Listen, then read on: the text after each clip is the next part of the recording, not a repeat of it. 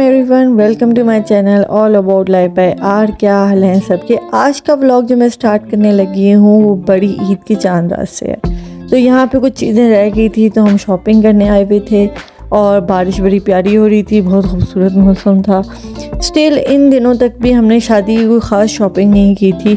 ख़ानदान वालों के मुताबिक शॉपिंग हो चुकी थी लेकिन नहीं की थी तो अभी हम आपको दिखाएंगे, बल्कि मैं आपको दिखाऊंगी कि जो मेरी ईदी आई थी ससुराल वालों की तरफ से, ये पूरा डेकोरेट होके आई थी बास्केट, जिसमें कॉन्ट्रास्ट में ब्लू फूल थे और बहुत ही खूबसूरत लग रहे थे। इसमें इयररिंग्स, मेहंदी, बैंगल्स और जूते, कपड़े सब कुछ था।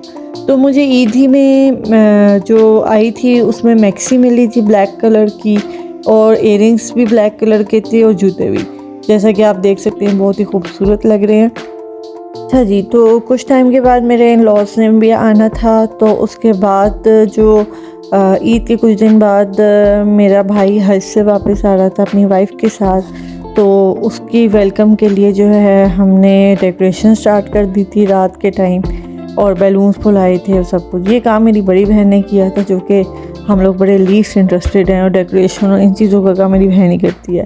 खैर डेकोरेशन हो रही थी, फिर सुबह का इंतज़ार किया कि भाई को पिक करने जाएंगे एयरपोर्ट और सारे जाएंगे, तो हार वगैरह और फूल वगैरह लेके रख लिया था। तो हम एयरपोर्ट की तरफ जानिब हैं, बल्कि हम जा रहे हैं। उर्दू आ रही थी बहुत ज़्यादा तो मैंने कहा बोल दूँ। खैर यहाँ पे मौसम काफ़ी प्यारा हुआ था, बारिश वाला, और हम इंजॉय करते हुए जा रहे थे इस्लामाबाद की साइड पे।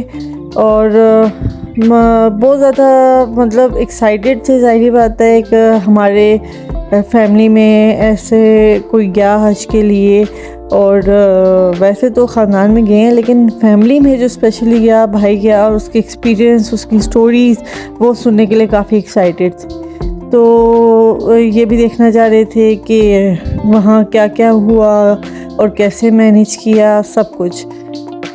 अच्छा जी, तो मेरे इन-लॉज़ वगैरह भी आ गए थे, कुछ दिन ही हुए थे, ईद के बाद ही आ गए थे, आई थिंक फर्स्ट को आए थे।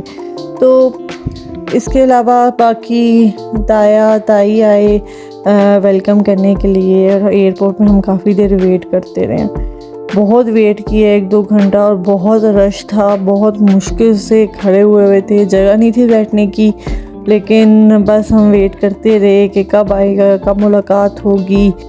जी, सीन ये था कि जब मेरे इन-लॉज़ इधर आ गए तो सबको लगा कि शॉपिंग वगैरह तो हो चुकी है और डेट भी फ़िक्स हो गई है, बस ये आए हैं और शादी करेंगे और चले जाएंगे। जबकि ऐसा कुछ भी नहीं था, क्योंकि हमारे ख़ानदान वाले तो ऐसे हैं जैसे इनको हमसे भी ज़्यादा पता है, बल्कि वो सब कुछ फ़िक्स करके सब कुछ ऐसे बताते हैं एक दूसरे को जैसे इन लोगों ने आपस में बात कर ली है, और हमने खुद ही इनको अपने मुँह से बताई है। खैर ये चीज़ें काफ़ी फ़नी होती है शादी वाले दिनों में। तो बेताबी से वेट कर रहे थे, हार लेके खड़े थे। हमने सुना था कि अभी थोड़ी देर तक जो है वो आ जाएंगे। अच्छा जी, वो लोग एंटर हो गए, फूल डाले और हार पहनाए और सब मिलने के लिए तैयार हो गए। तो सबसे पहले जो है भाई पापा से मिले, और काफ़ी ज़्यादा इमोशनल सीन था, हर कोई बहुत इमोशनल हो गया था। तो आई डोंट नो क्या फीलिंग्स होती है वहाँ से वापस आने की, या क्या फ़ील होता है, लेकिन काफ़ी इमोशनल सीन था। दूसरा बहुत बड़ी बात होती है हज करके आना, वो भी इतनी कम एज।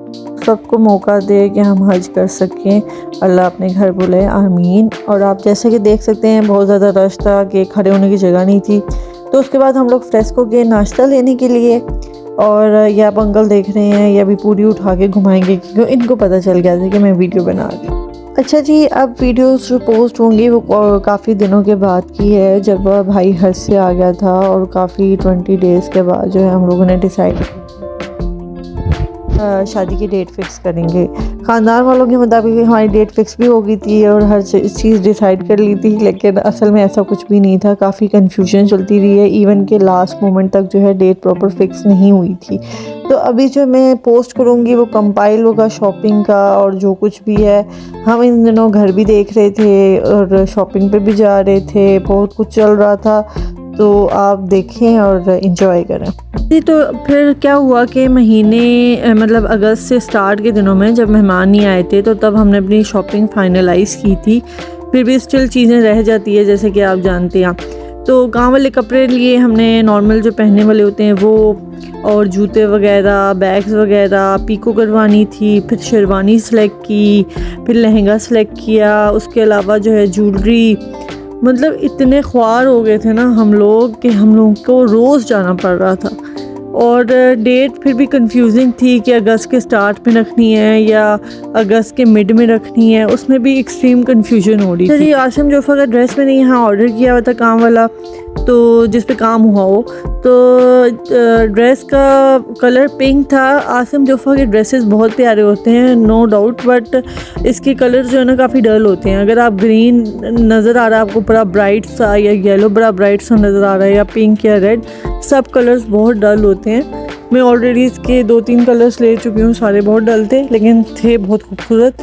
और अगर आपने इसका बना हुआ देखना है तो आप नीचे कमेंट कर दें तो मैं वो भी दिखा दूँगी।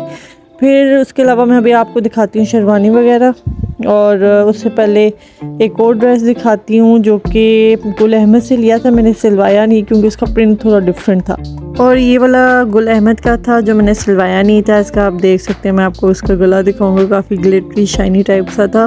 तो ये अभी तक पैक हुआ पड़ा है। तो आगे जो है मैं आपको दिखाऊंगी शेरवानी वगैरह जो दुल्हन ने सेलेक्ट की थी।